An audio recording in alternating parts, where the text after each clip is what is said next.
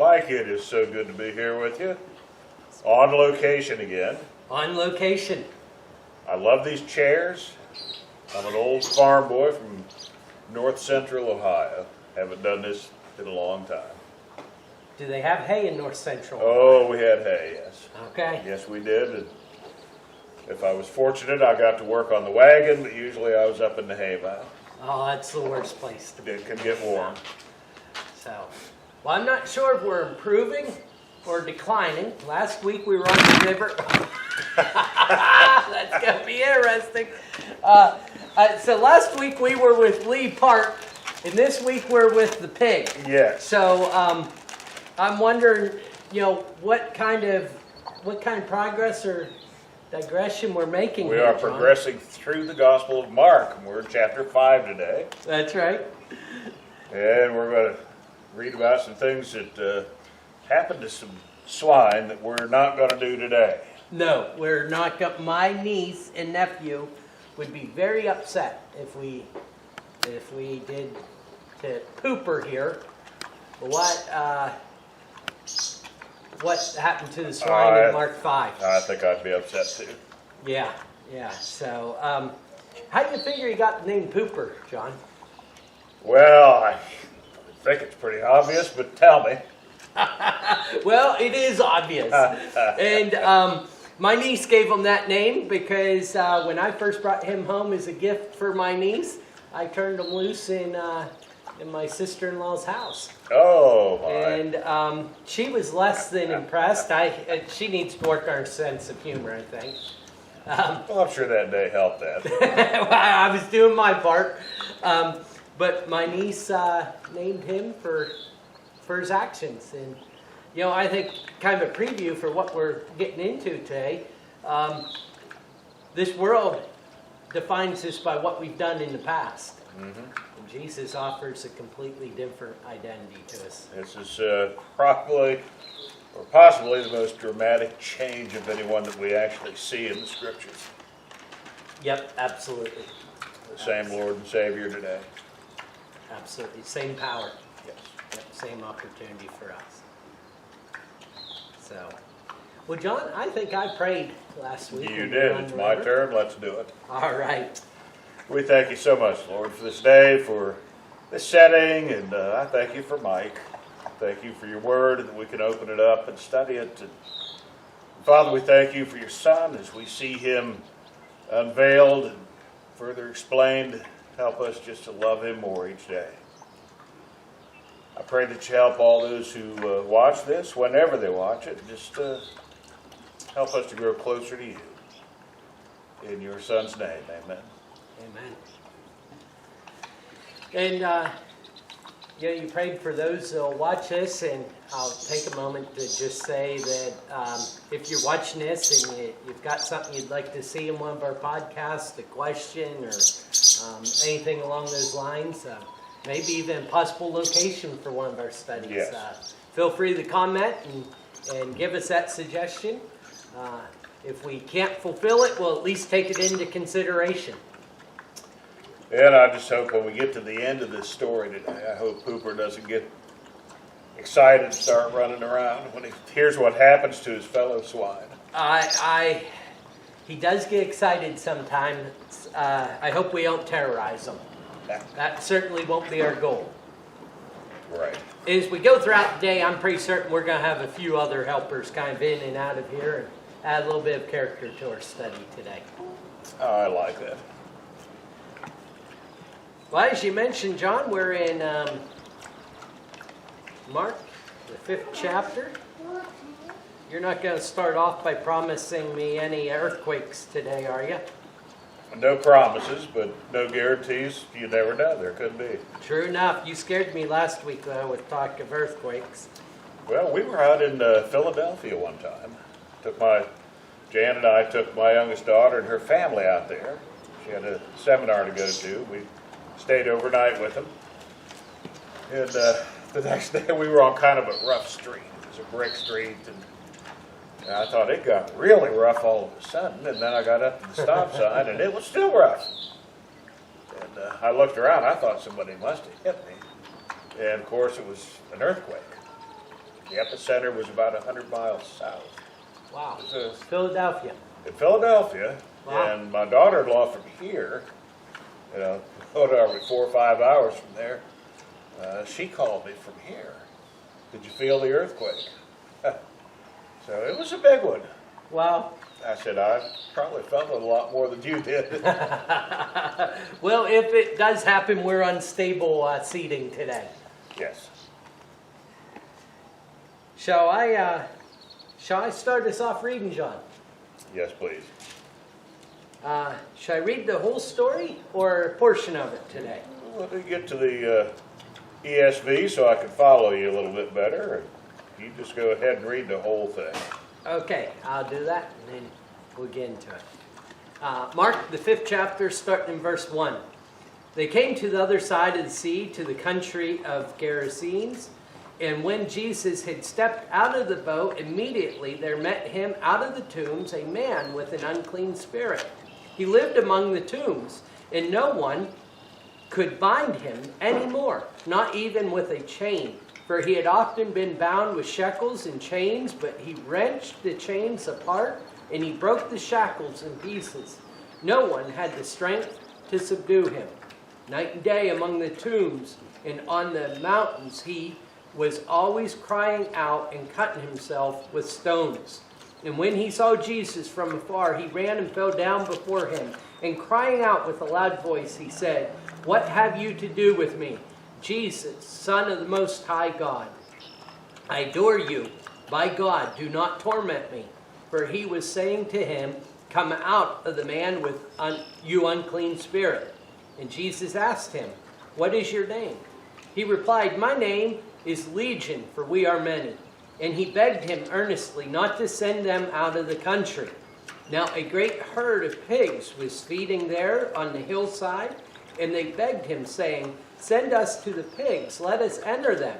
And he gave them permission. And the unclean spirit came out and entered the pigs, and the herd, numbering about 2,000, rushed down in the steep bank into the sea and drowned in the sea. The herdsmen fled and told in the city and in the country, and pig came to see what it was that had happened.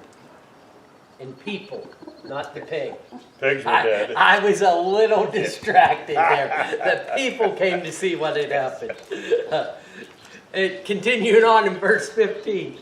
And they came to Jesus and saw the demon-possessed man, the one who had the legion, sitting there clothed in his right mind, and they were afraid.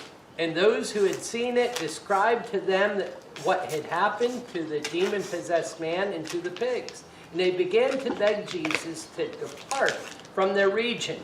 As he was getting into the boat, the man who had been possessed with demons begged him that he might be with him. And he did not permit him, but said to him, "Go home to your friends and tell them how much the Lord has done for you and how he has had mercy on you." And he went and began to proclaim in Decapolis how much Jesus had done for him, and everyone marveled. What a fantastic story. It is indeed. And it's interesting, too. It's really nice to have chapters and verses in the Bible because we can go to Mark chapter 5 and start reading at verse 1. Originally, they were not there. That's right.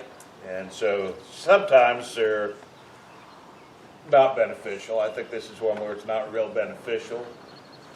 There's sometimes when they're detrimental. Because they're just markers so we know we can reference where we are.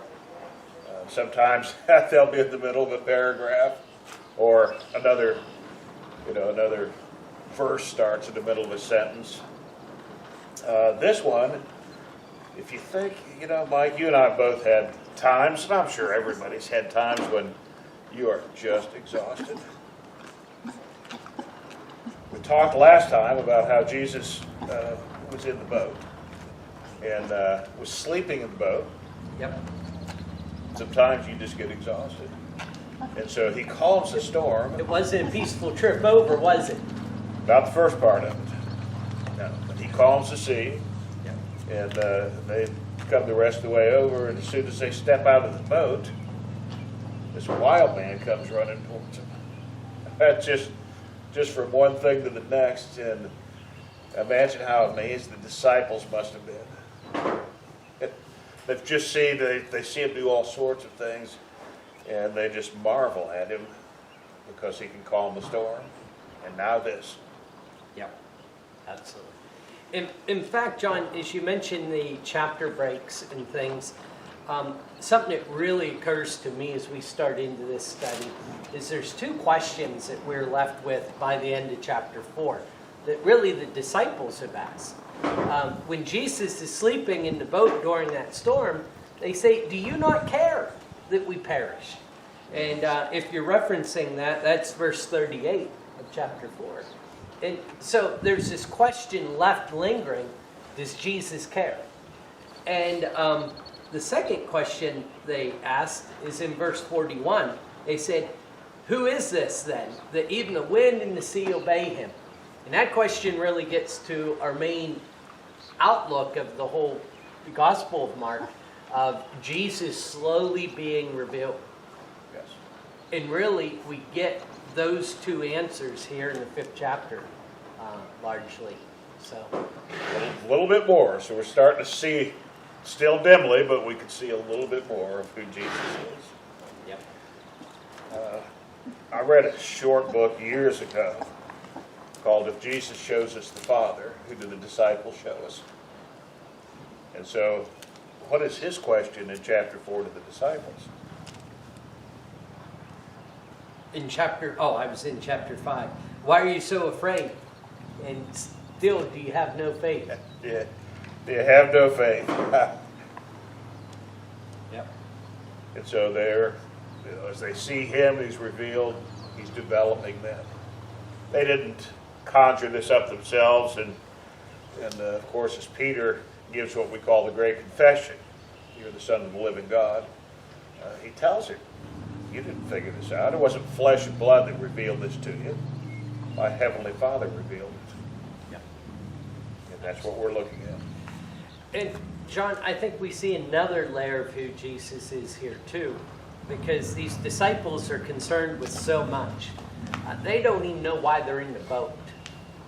And they don't know why they're going through this storm. And they're saying to Jesus, "Don't you care?" And meanwhile, Jesus is going the whole way across the Sea of Galilee in the middle of a horrid storm while he's completely exhausted, just simply to save one man, who maybe you can comment on this, but I believe he's a Gentile. At least there's a good possibility from the land he's He in. most likely was. Was this a good time to ask this question, Mike? Was it one man? Well, yeah, I stepped right into that, didn't I? As they say in court, he opened the door. I did. Well, John, Mark is clearly talking about one man, isn't he? And Luke is. And Luke is. And Matthew is not. And that's why you asked the question. If you look at the parallel reading, which is Matthew 8, if you would like to go over there, and at least I'm going to reference both Matthew and Luke 8. At least it's easy to remember. Mm-hmm. They're both in the same chapter number of their respective telling. But Matthew refers to two men. And so maybe your question is, as much as, is there one or two men, or is there a contradiction between Matthew's telling and Mark's telling? Of course, the skeptics, look at that and say, how can you trust anything in the Bible if it's not accurate there? Yeah. And I think that's a good question. It's a very viable question. We need to ask questions like that. Absolutely. And here would be my answer in short. In fact, you weren't quite to our meeting place yet, and I passed out and I had to turn around, and I saw Jennifer Brooks. She was going into work here at the hospital above us, and she said, "Where are you up to?" I said, "Well, besides keeping an eye on you," I said, "John and I are going down to study with a pig." And of course, she was a little intrigued by that. But I had mentioned, and if you haven't seen it yet, there's a pony and a about a week old, full. In fact, last night it was a week old that I'm certain will be around here before we're done I studying. hope so. We're sitting on some of their food if nothing else brings them in. I didn't mention the pony in the stall back here, or the 4 horses up in the field, or for that matter, we have a whole herd of children running around here. Well, we're going to save the 4 horses up in the field for Revelation. That's right. So my point being is I was focused on a particular aspect of what was going on. And I really think that's what the difference between Matthew and Mark's telling is. Matthew mentions that there's 2, and so I certainly believe there's 2. But Mark is focused in on this one individual. Yeah, I guess the way I would explain it is, when I talk to people, what'd you do this morning? So I saw Mike. I also saw Amanda, and Evie, and Anna. But I'm not going to list everybody. I saw the primary character. You know, you're the most important. I was thinking that. I'm glad we agreed. Might as well John. say it and get it documented here. But that's what this is. Yeah, absolutely. Now, we could surmise as to why one of these men are mentioned and not the other in 2 of the Gospels. I don't know if you've had any thoughts on that or ideas, but probably won't surprise you. We're together enough. That my fundamental outlook of Scripture, and I believe Jesus' purpose, is to get us to save the lost, just like he did. Mm-hmm. And my suspicion is that we see this man here in Mark that was healed do a tremendous work and have an impact on Jesus' ministry. Yes. It's a suspicion to mine that the other man didn't have the same impact. Are we okay with Pooper running around out there in the yard? Yes, he did make it up to the hospital here a couple months ago. Hey, Evie, how was it Pooper got out that day? I fed him and I let him out. I didn't shut the door and he went to the hospital. I think he was suspicious he had swine flu. Okay, well. But, so we're fine with him in the yard. Okay. If you see him heading towards the hospital, we'll get concerned. We'll tell someone about it. I got a question. Why didn't this man run away from Jesus? Obviously, he didn't want to be confronted by Jesus. He didn't want the demons, I'll say it, that were in the man, didn't want anything to do with Jesus. Why didn't they just run away? Well, first off, it's interesting to me, and it's right on the vein of the question you asked. That's his opinion. It's interesting to me that the demons have better grasp of who Jesus is than anyone else, including the disciples. Just at the end of the chapter, I think it's why Mark tells it this way. The end of chapter 4, they're saying, "Who is this?" And now we have a legion of demons running to Jesus, falling down at his feet, saying, "Jesus, Son of the Most High God." I believe he's irresistible. His authority and who he was made it so that it was impossible for them to resist him. And maybe it wasn't their idea, too. Yeah, Christ does draw people, doesn't he? he does. And he have a decision to make, confrontation. Because, and I think you said more directly what I was implying, that Jesus is there to save this man. And so those demons don't have a say in this. Yes. And there's some points that if we go, I think we'll draw out on that. Yes, I really would like for us to spend some time looking at good and evil, God and Satan. The other day I read about a survey that was taken, and didn't go into any depth how they did it or anything, but the survey said that 90% of the people that were surveyed, I think it was supposed to be an across-the-board survey in the United States, 90% believe that there's God, however they would define him. 57% believe there's a devil. It's a big disparity. Wouldn't you isn't think that for every action there's an equal and opposite reaction? You got to have balance. And so, it? Yeah, we see that balance, so to speak, here in this passage, don't we? yes. John, as we prepare to talk about that good and bad that you just referred to, in my mind, a step up to getting there is taking a look at this man. Because you made a statement very early on, jumped out at me. You said, what a wonderful story. Well, if it's truly a wonderful story, that depends on your perspective, doesn't it? And if you're Jesus or the disciples, this is a wonderful story. If you're this demon-possessed man, this is a wonderful story.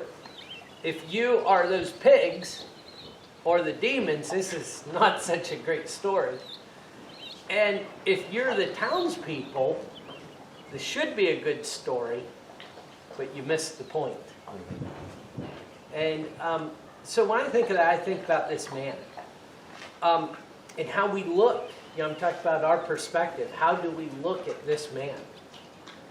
I think it's Luke that tells he terrorized the people. We see they're trying to chain him. And it's possible that this man is in this position because of his own sin. And certainly it seems that the people of the town look down that way. So he's living in the tombs. We talked about doing this study in the cemetery, right? Yes. Also known as a graveyard. Is the graveyard? Kind of carries some more connotations with it. Living in the graveyard. Yeah. Yes, absolutely. He's cutting himself. I think against Luke that tells us he's naked. Mark alludes to it when, at the end of the story, he says he was clothed after he was healed. He's unable to control himself. Jesus looks at him and goes out of his way to heal him. These town people do everything to keep him out of their way. And that idea of empathy, I think it should be strong in the Christian's life. And there are people around like this. Some of them that we see on TV sometimes are on methamphetamines and have no clue what they're doing. You know, every once in a while in the news you see somebody that's running around naked and the police can't contain them and you know, unload a couple of bottles of pepper spray in their eyes and they're still just running around like crazy, or tase them. There are people that they tase and it doesn't even seem to have any effect. And that's what this man reminds me of. Scary. And I think your parallel is spot on, but like all parallels, it has its limitations. And in particular, I love, if you've never seen Sight and Sound's play Jesus, and they've been streamed, it's available to rent and stream now through Sight and Sound's website. Beautiful depiction of Jesus' ministry. But it jumps out at me that this episode is played out, and it's implied, if nothing else, that the man is just insane. And something that does jump out at me about this man is he's not just insane, he's acting in all those characteristics. But we see supernatural strength, and we see that he recognizes who Jesus is. And that's more than insanity. This isn't insanity and it's not drug-induced. This is demon possession. Extreme demon possession. So, how do we look at people? Sometimes we're afraid of them. And that would be the case here. Oh, wonder what the disciples thought. We know what Jesus thought. And again, I would think the demons would want him to run away. We don't want this confrontation. The disciples probably look and see, here he is running towards us. What's going to happen now? Yeah. Absolutely. And there are some people that we just, you and I do it, Mike. We all do. Just avoid them. Absolutely. And it may not be a fear like this, but, what's he going to do to me? But, I just really don't feel like this engaging in this conversation right now, or what do they want now? Probably just not the best way to look at people, is it? It's not. It's not. And if our churches have that reputation of looking at people that way, I hope it's undeserved. But certainly we're all flawed, and so at times it's not. I think we need to be mindful of that. Well, and I hope we grow past things like that. We need experiences like that. Yeah. And the disciples needed that experience. They needed to see this and see a little bit more about who Jesus was, because they're going to confront people like this. Yeah. John, you always ask me questions that I'm not prepared for. I'll ask you one. Do you have challenges in your life that you just have trouble overcoming? That needs no preparation. Yes, I do. I was confident I knew your answer. Yeah, sure. Because I know my answer to that. Something that's interesting to me is about how the people of the town tried dealing with those problems. They used chains, they used shackles, they used all of the restraints that they could muster up. And it didn't help the equation at all. I remember when I was just a little boy, my grandpa was talking to me and telling me about somebody that lived around him when he was young, and how strong this guy was. And Grandpa said he could put chains around his arm, go like that and break those chains. I was just mesmerized. My grandpa told me that. I know it was true because Grandpa told me. So he never did say what the chains were like, but that was really an impressive thing. Yeah, there are some things that we're good at, and some things we're gifted at. Two things I'm gifted at. Procrastination and avoidance. And he doesn't do either one of these here. He does not. Confronts it, and I've no doubt it was through the power of Jesus that the man ran towards him. Yeah, absolutely. And I think the point that I'm getting at is that there was no solution to this man's troubles other than Jesus. Nothing was going to contain these demons or get rid of these demons other than Jesus. Not by his own power, not by anyone else's power. And I'm mindful of that when I try and help someone else, or when I'm trying to deal with my own problems. The answer is always Jesus. My children know this. Anytime I ask them a Bible question they don't know the answer to, they say Jesus. And really, they're getting a principle that is spot on. Mm-hmm.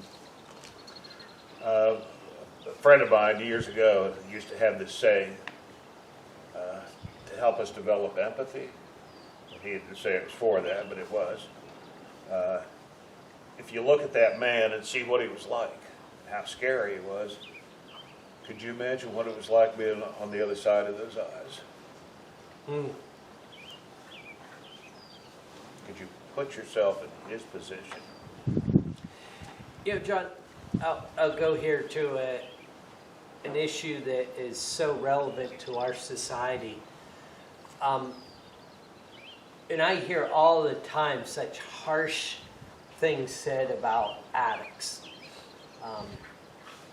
And I've had, the occasion to be with a handful of addicts. And I urge my children that the solution to that for children is don't get there, don't go there.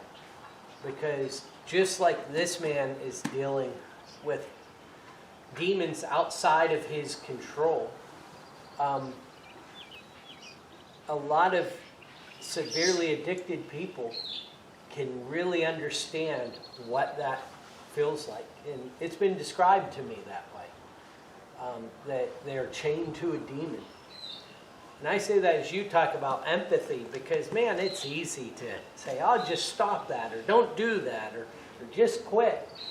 And to look down at them. I mean, the harsh things. In our own perfection, you mean? Yeah, in our own perfection, of course. But empathy is something that's much needed. Much needed. I just had breakfast yesterday with a man that's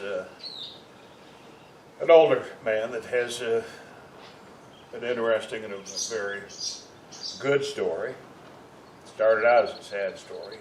He was an awful alcoholic and just destroyed his life and destroyed his family and destroyed his health. And he says, and this has been years, he's been without a drink. And he says, I know that it was only by the power of God that I did this. And it's only God who does this for me every day. I can't.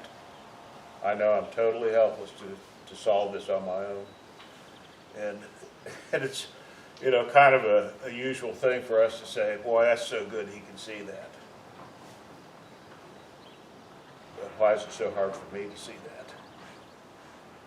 Especially as we get into this problem, as we mentioned earlier, the problem of sin and salvation, of righteousness and unrighteousness.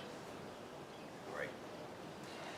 Oh, John, I think we're all around the edges of this next point, in my mind at least, as we approach those pigs. There's an odd statement made by Mark by these demons, that they don't want to, verse 10, and he begged him earnestly not to send them out of the country. And if you just read Mark, that's, to me, really an odd statement. Why? They're not in Florida. They're not Disney World. Mm-hmm. Why do they not want to leave the country? Maybe I'll let you answer that before I give my... Well, I don't think it was because it was a great area to be in. I just think they knew where they belonged. They knew where they were going eventually. And they did not want to go into the abyss. They didn't want to go to the lake of fire. And Luke really clarifies that for us, that they're pleading him, don't send us to the abyss. And I think there's a strong statement about sin there. That the world would have us to believe that God is the fun police. Evie, we call Mom that occasionally, huh? Yep. Yep. But, the world would have us believe that about God. But the truth of the matter is that sin will always cost us more than we want to pay, take us further than we want to go, and leave us in a place we never could have imagined ourselves being. And the demons themselves don't want to go where they really belong. And we'll fight every step of the way to not go there. I don't think it was probably quite so much that they wanted to stay in that country, but I don't want to go to my country. Absolutely.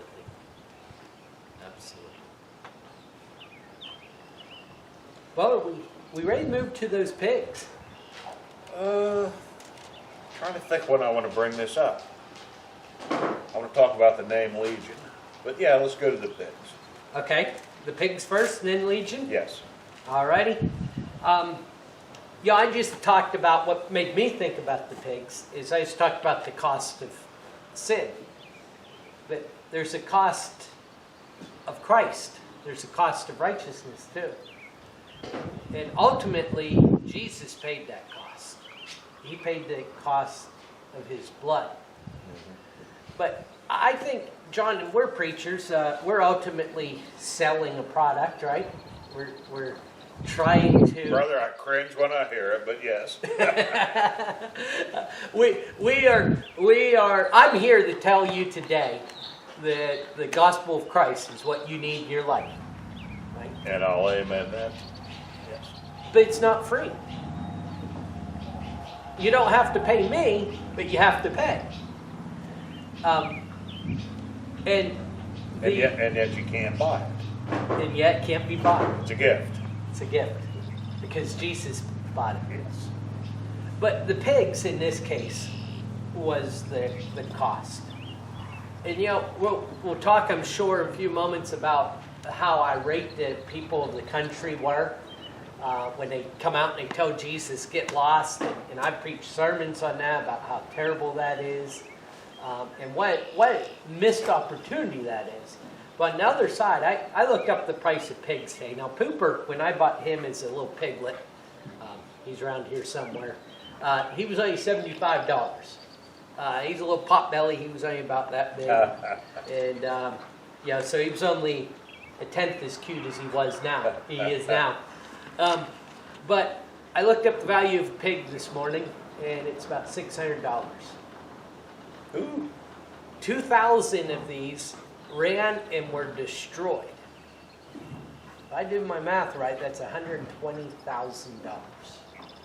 A lot of money. A lot of money. The cost to free a man's soul. Now, I'm not implying that it costs $120,000, but the principle is there that it will cost us something. This man didn't care what the cost was. He was grateful. The townspeople focused on the cost. And I think in my life I've been on each side of that. Maybe from week to week I'm on each side of that. But when we understand the value, the cost is irrelevant. Yeah, I'm just, and I don't know when people are going to see this. I suppose you could see this in 30 years if you wanted to. But of course, we've just are in the process still of going through this turmoil in our nation. And a lot of it is at least centered around George Floyd. And his brother was speaking this morning, and what he had done is, and this is so limited in the view, but he was trying to pass off a counterfeit $20 bill. He was killed. And his brother says, $20. Is that what a black man's worth, $20? And of course it's not it, and it's not the case, and that's not really even part of it.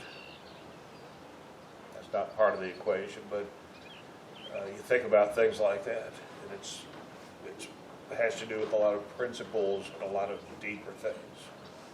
It's not $20 that has turned our nation into the quagmire that we're in.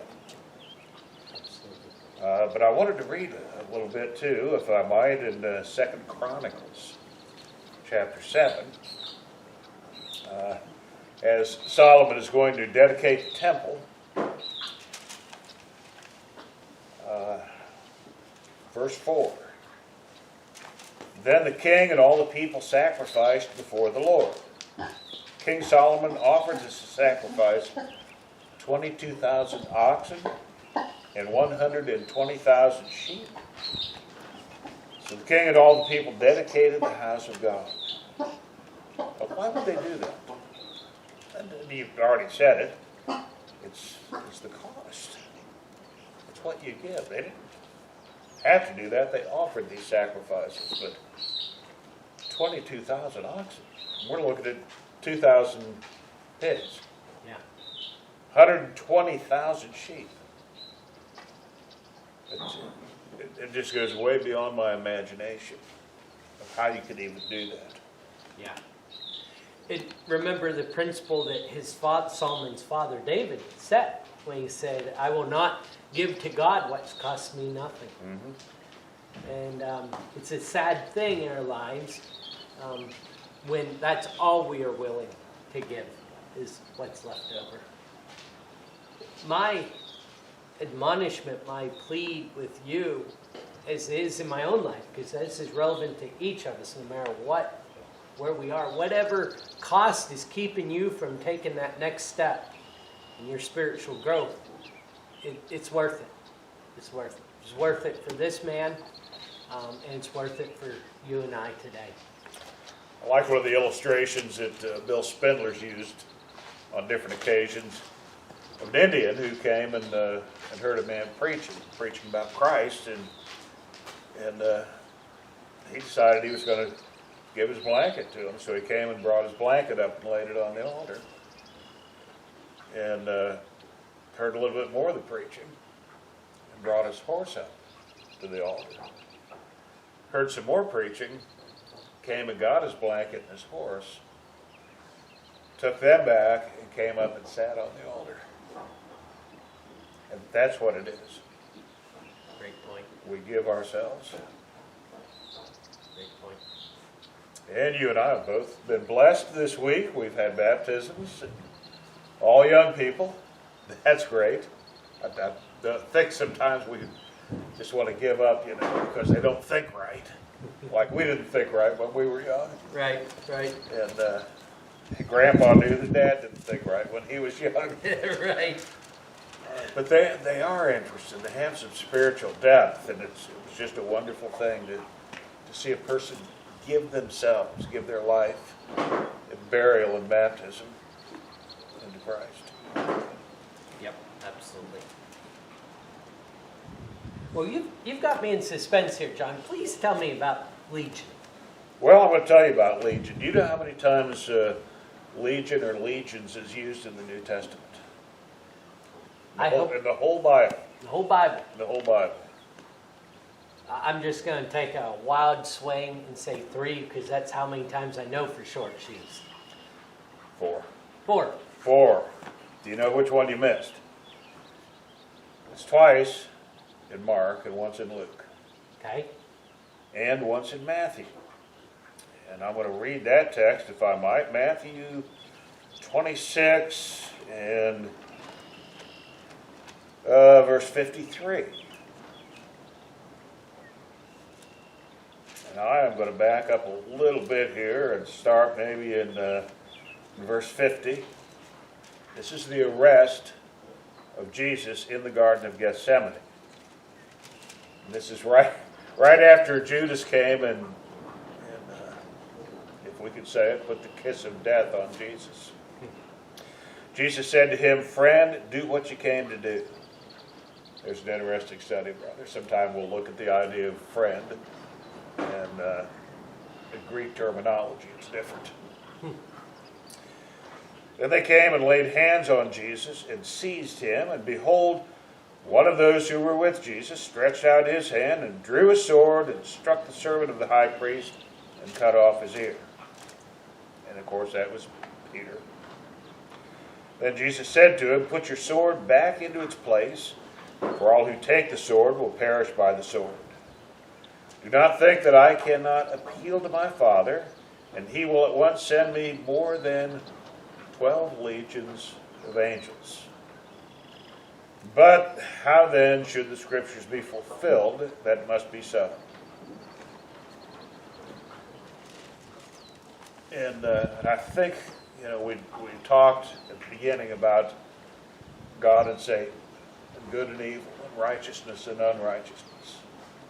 And so there's a spiritual battle going on all the time. This was a spiritual battle with Legion. Absolutely. And he was Legion because there were so many demons in him. We don't know how many. It doesn't say there were 2,000 demons, but if there was one demon per pig, that's what it would have been. We don't know.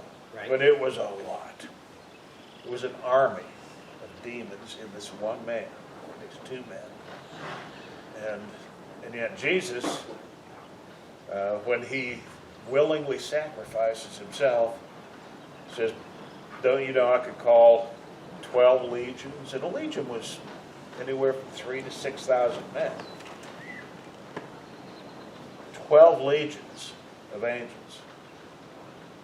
But that's not how he won the battle. He won the spiritual battle on the cross, through his sacrifice, through his unblemished blood. But I like the thought of legions, because here are two legions. And we read in Revelation 12 about the battle in heaven. And there was a battle. And there's a battle all the time over our souls. God's going to win. Satan has about as much chance of winning as I would have beaten LeBron James in one-on-one. Except I would have a better chance of beating LeBron James in one-on-one than Satan does of conquering God. It's not going to happen. Right. Great point. Great point. In my terminology, what you said was we're not going to defeat the legions of our soul with armies or legions here on earth. We're going to defeat it by Jesus, by giving ourselves to Him. Yes. And He won that battle. Yes. We can defeat the legion because He did defeat the legions of demons, and could have done it with legions of angels. But said that's not the way this is done. Here's what was prophesied, and here's how I'm going to fulfill it. And on the cross, He did more than all the legions of all the angels could have done. Amazing. Amazing.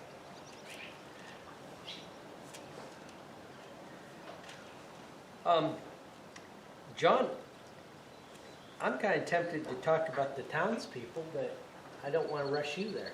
What else do you have before we get to the townspeople? Let's look at them. Let's look at them. All right. Was meditating on the legions this morning, and I thought that's what a powerful point. Absolutely, that is. I'm really glad you shared that. Really glad. Can you imagine the splash 2,000 pigs make going into the sea? No. I can't imagine 200. That's a lot of pigs. If you've ever seen a huge pig farm or hog farm and pooper, I don't mean this to be offensive to you, but 2,000 is a lot. Yes, it is. And just running down over the bank and drowning in the sea. And so the demons, I guess they must have gotten some kind of a reprieve maybe, but it didn't last very long. No. Well, a thought that occurs to me is some of the things we put up with in our lives, and this man was out of control, no doubt, but it's representative of sin. Some of the things we put up in our own lives, a pig wouldn't put up with. Mm-hmm.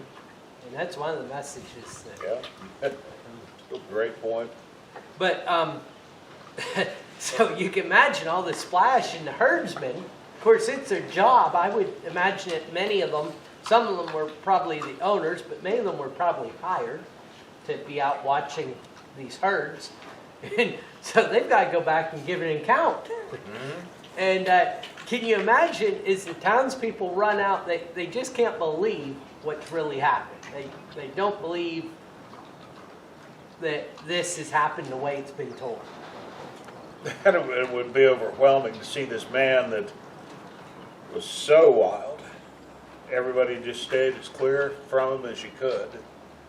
And he's sitting down, fully dressed in his right mind, talking and making sense. Amazing. And it doesn't really say that they were, they never, as far as we know, in the scripture, didn't say who's paying for this. No. But they were afraid. They were afraid. They wanted Jesus to go away. Yeah. John, you touched on something there, and I know we're on the townspeople, but something that really jumps out. You said it in Scripture, says that he was in his right mind. I think that's the point about this man that's important. We were created in the image of God. And no matter how convoluted we get our lives, no matter how sin-filled and corrupt we become, our right mind is in a godly state. That's right. Yes. And this man's been restored to what God intended him to be at this point. That's beautiful. But these people, that's not what they see.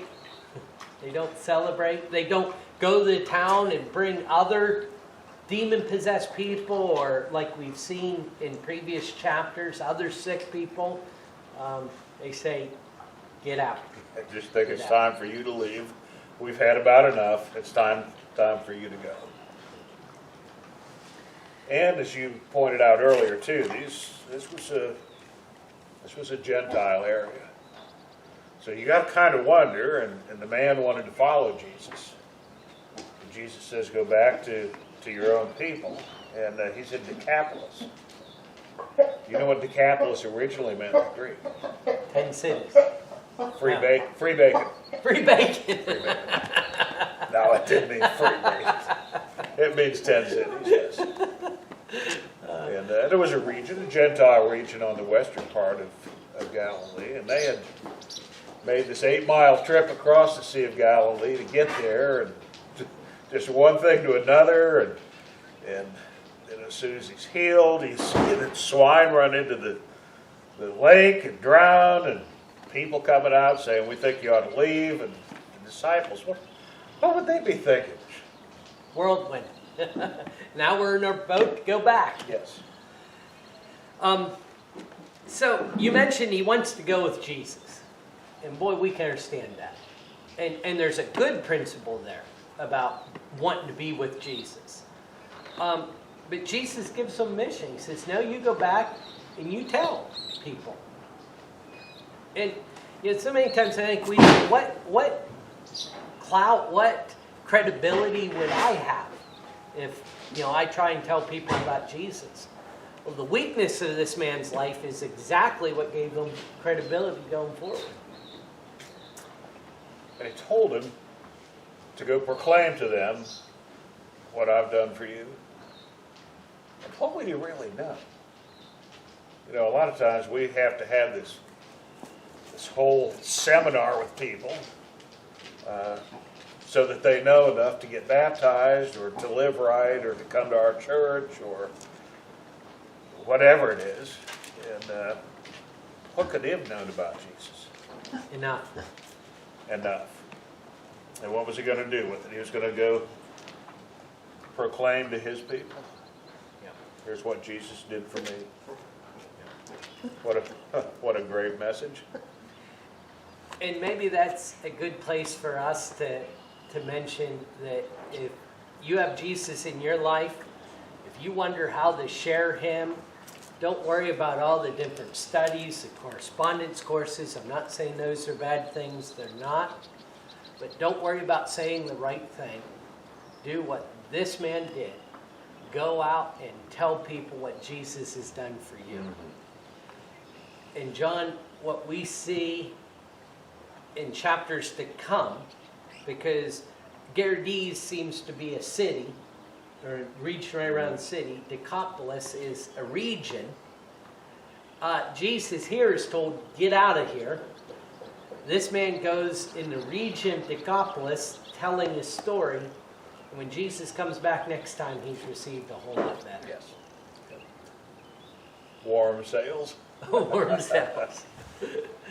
And so tell your story. Tell your fellow man how Jesus has affected your life. And I encourage you, get to know him better. Get to know Jesus, wherever you are in that spiritual walk. Restore to me the joy of my salvation. And David said that after he really messed up bad. And he wasn't done messing up yet. Wasn't done. He was still on earth, still human. Absolutely. I think we ought to do this study sometime too, but I see it's getting kind of late into the study here, but I think, if I remember right, that at one place in the Old Testament it talks about the one sin that David did. He didn't sin once, did he? I was trying to figure out which one you were talking about. Well, you know what the one sin was that is mentioned? He took a census. Took a census. Oh, yeah. You know, we're thinking, well, census is important, Right? but He was going to When cut he- his legions with legions was the issue with the yes. census. Yeah, but what had happened before, he, of course, committed adultery, and it became a huge public thing, and he killed her husband, and married her to cover up, you know. We hate cover-ups by high officials, and he did all of it. And then he says, restore to me the joy of my salvation. God can do that, and we need to seek that. And then he says, and then I will teach transgressors your ways. I want to say thank you for joining us. Hope that you are able to join us next week for our next podcast. And John, I normally jump in there with the last word. So to prove my wife wrong, I'm going to give you the last word today. The sun is shining, and I got a motorcycle over there waiting on me. Blessings from the Lord.